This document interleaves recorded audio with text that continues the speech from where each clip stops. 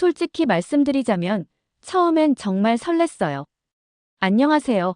저는 다나카 유코입니다. 지금은 도쿄의 한 대학교에서 경제학을 전공하고 있는 20대 초반의 학생입니다. 공부와 알바로 꽉 찬 일상 속에서 새로운 경험을 쌓고 싶다는 생각이 늘 있었습니다. 특히 문화와 사람들에 대한 호기심이 많아서 해외에서의 경험을 중요하게 여겼죠. 그런 저에게 뜻밖의 기회가 찾아왔습니다. 어느 날 스마트폰에서 국제맥주 회사 현장 조사원 모집이라는 광고를 본 저는 심장이 뛰기 시작했습니다. 평소에 맥주와 음주 문화에 많은 관심이 있었고 그 분야에서 일해보고 싶은 꿈도 있던 차였거든요. 그래서 바로 지원서를 작성했고 며칠 뒤 합격 소식이 들려왔습니다. 하지만 그곳은 중국의 연변이었습니다. 연변. 저는 고개를 갸웃하며 생각했습니다. 그게 도대체 어디지? 친구인 아야가 저를 보며 말했습니다. 연변. 중국이잖아. 거기까지 왜 가? 거긴 조선족 자치구라고 하더라. 맥주 문화 조사하러 가는 거래. 제가 답했습니다. 아야는 여전히 걱정스러운 표정을 지으며 물었습니다. 중국이긴 한데 왜 굳이 연변이지? 베이징이나 상하이 같은 도시도 있는데 새로운 경험이 될 것 같아서. 맥주와 관련된 일이니까 나에게 딱 맞는 기회일 거야. 저는 웃으며 대답했죠. 사실 맥주에 대한 애정은 정말 대단했기에 이 기회를 놓칠 수 없었습니다. 그렇게 저는 연변행 비행기를 탔고 여러 번의 비행기를 갈아탄 끝에 연변에 도착했습니다. 그러나 그곳에서 저를 기다리고 있는 건 예상보다 훨씬 충격적인 현실이었습니다. 이게 정말 중국이 맞나? 저는 공항에서 버스를 타고 도심으로 향하면서 고개를 갸웃했습니다. 거리는 쓰레기로 어지럽고 차들은 불규칙하게 엉켜 있었습니다. 공기는 탁하고 길거리의 혼잡함과 시끄러운 소리들은 제 마음을 불안하게 만들었죠. 이곳에서 3개월을 어떻게 보내지? 저는 속으로 불안감이 밀려왔습니다. 숙소에 도착한 뒤에도 그 상황은 다를 게 없었습니다. 방은 좁고 낡았으며 에어컨도 고장이 나 있었습니다. 벽지는 얼룩이 묻어 있었고 창밖으로는 끊임없이 들려오는 자동차 소음과 사람들의 고함. 소리가 계속해서 귀를 찔렀습니다. 이곳에서 어떻게 조사를 하지? 맥주 공장 견학은 어디서부터 시작해야 할지 막막해졌습니다. 환경도 열악한데 사람들이 어떻게 살아가는지도 모르겠고 저는 점점 불안해졌습니다. 어느 날 저는 현지 문화를 직접 경험하기 위해 시장에 나가기로 결심했습니다. 그래도 현지 시장을 보면 무언가 얻을 수 있겠지. 저는 마음속으로 다짐하며 시장으로 향했습니다. 하지만 시장에 들어서자마자 저는 충격을 받았습니다.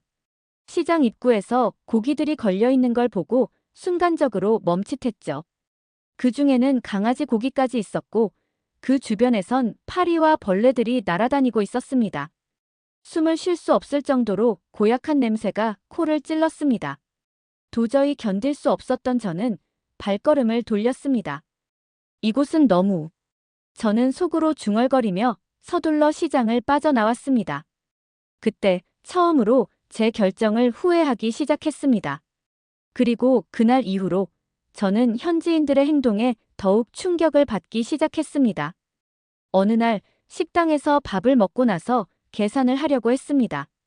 그런데 앞에 있던 중국인 남성이 제 앞에서 갑자기 큰 소리로 외치며 가게 직원에게 화를 내고 있었습니다.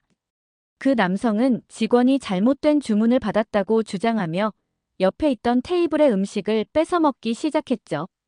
그 모습에 저는 그저 얼어붙을 수밖에 없었습니다. 왜 저렇게 행동하지? 직원은 고개를 숙이며 사과했지만 그 남성은 계속해서 고함을 질렀고 결국 그 상황을 둘러싼 사람들이 지켜보고 있었습니다. 저는 그 장면이 너무나도 몰상식하게 느껴졌습니다. 이게 정말 현실인가? 저는 속으로 계속 질문을 던졌습니다. 이후에도 연변에서의 일상은 계속해서 예상치 못한 충격을 안겨주었습니다. 사람들의 행동이 너무도 거칠고 매너 없는 모습이 자주 눈에 띄었습니다. 음식점에서 큰 소리로 떠드는 사람들, 길거리에서 아무렇게나 담배를 버리는 사람들, 공공장소에서 민망할 정도로 큰 소리로 전화하는 사람들 모든 것이 제가 알고 있던 사회와는 너무 달랐습니다. 저는 점점 더 연변이라는 곳에서 왜 온 것인지에 대한 회의감이 커졌습니다. 여기서 어떻게 3개월을 버티지? 이제 그저 시간을 보내는 게 최선인 것처럼 느껴졌습니다. 이 외에도 위험하고 지저분한 다른 많은 사건이 있었지만 그때의 충격이 다시 생각나는 게 싫어서 이만 쓸게요. 비위생적이기도 하고요. 중국은 정말 다신 경험하고 싶지 않은 나라가 되었어요. 연변에서의 3개월이 마침내 끝나고 저는 일본으로 돌아왔습니다. 처음에는 그곳에서의 경험을 어떻게든 좋게 마무리 지으려 했지만 돌아온 후에도 그곳에서 겪었던 일들이 계속 머릿속을 맴돌았습니다.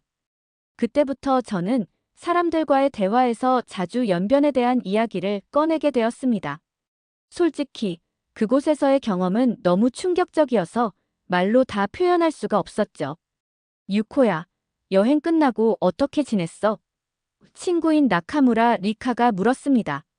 그냥 그럭저럭 지냈어. 저는 대충 대답하며 피하려 했습니다. 사실 연변에서 겪었던 일들을 친구들에게 그대로 이야기할 수 없었어요. 그곳 사람들의 행동이나 문화적인 차이를 얘기하면 아마 다들 저를 이상하게 볼 거라고 생각했거든요. 그래도 그곳에서 뭘 배웠어? 리카가 계속 물었습니다. 그녀는 평소에 호기심이 많아서 제 대답을 쉽게 놓치지 않았습니다. 잘 모르겠어. 그냥 너무 충격적인 일들이 많았어. 저는 결국 솔직하게 말했죠. 사람들이 너무 무례하고 몰상식했어. 식당에서 갑자기 소리 지르는 사람들도 있었고, 공공장소에서 담배를 아무데나 피우는 사람들 그런 것들이 너무 어색하고 불편했어. 리카는 눈을 크게 뜨고 말했습니다. 그럼에도 불구하고 내가 간 이유는 뭐였는데? 그냥 맥주 문화 조사하려고 간 건데 그쪽 문화 자체가 나랑 너무 달랐어. 처음에 그런 모습을 보고 충격을 받았지. 생각보다 현지 사람들과 문화 차이가 너무 커서 내가 왜 거기 있나 싶었어. 저는 이 말이 얼마나 진지한지 알았기에 리카의 반응이 걱정됐습니다. 그때 사토 미유키가 대화를 끊으며 말을 꺼냈습니다. 그럼 이번 졸업여행은 어디로 갈 거야? 유럽 가자. 누군가가 먼저 제안했습니다. 제일 인기 있는 여행지인 유럽이라서 다들 손을 들었죠. 하지만 리카는 고개를 가로저으며 말했습니다. 유럽은 너무 비쌌잖아. 우리 예산 안 되지 않아? 그때 미유키가 또 다른 제안을 했습니다. 그럼 한국은 어때? 요즘 한국이 엄청 핫하잖아. 아무리 저렴한 예산이라도 한국은 갈 수 있잖아. 한국? 저는 순간적으로 얼굴이 굳어졌습니다. 머릿속에선 연변에서의 기억들이 떠오르며 불쾌한 기분이 밀려왔죠. 나는 한국 가는 건 별로야.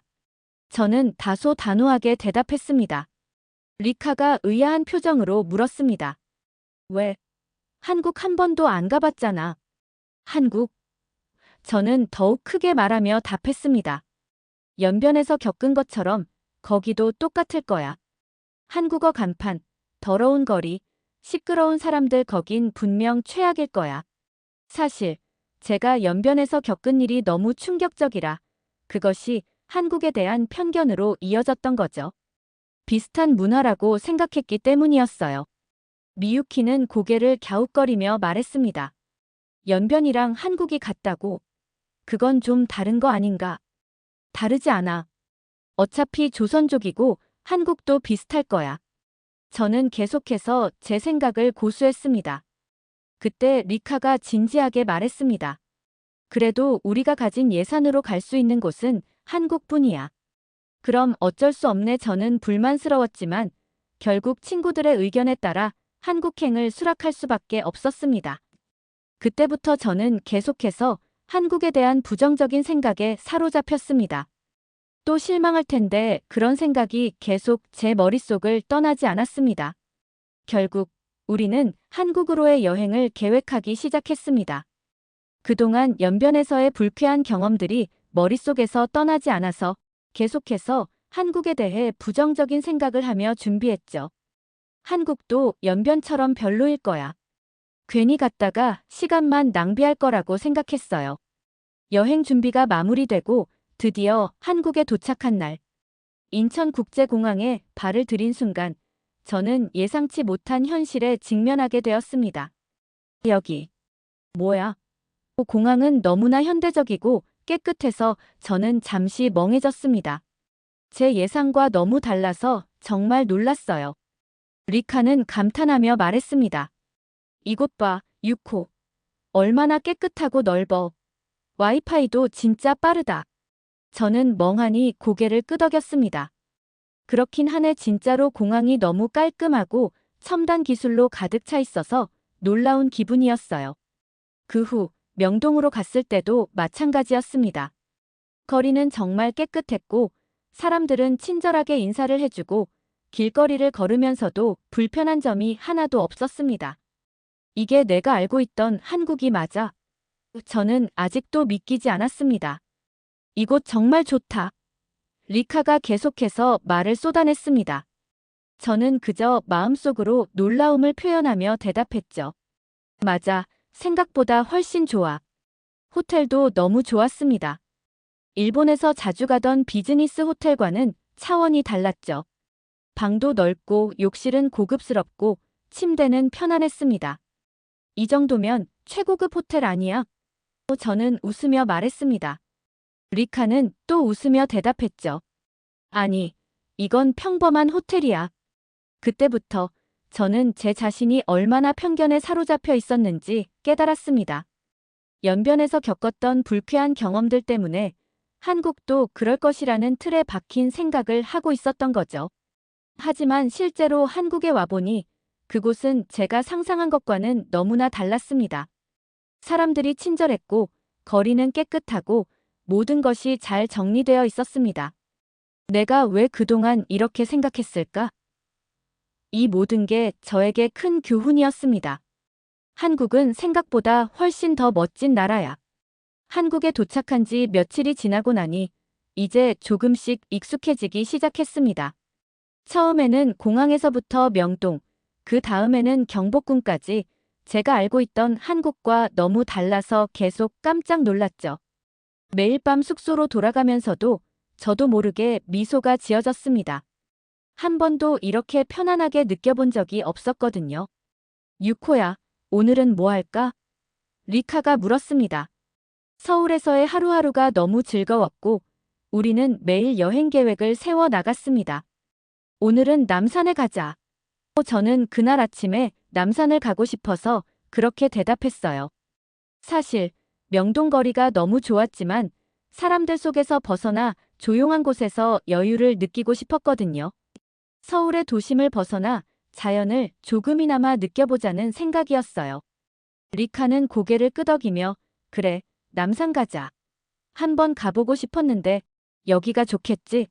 라며 들떠 있었습니다. 우리는 길을 떠나 남산으로 향했죠. 남산에 도착하자 서울 시내가 한눈에 내려다 보였습니다. 도심의 빌딩들, 바쁘게 움직이는 사람들, 그 모든 것이 너무나 역동적이고 살아있는 듯한 느낌이었어요. 저는 그 순간 한국에 와서 진짜로 좋은 경험을 하고 있다는 기분이 들었습니다. 여기는 정말 다른 나라 같지 않아요. 일본에서는 보기 힘든 그런 매력이 있었습니다. 와, 여기 정말 멋지다. 리카가 소리쳤습니다. 저도 그 소리에 고개를 끄덕였죠. 그치? 서울이 다르게 보이네. 그런데 그때 리카가 한마디를 덧붙였어요. 6호, 너 한국에 대해 그렇게 안 좋게 생각했었잖아. 지금은 어때?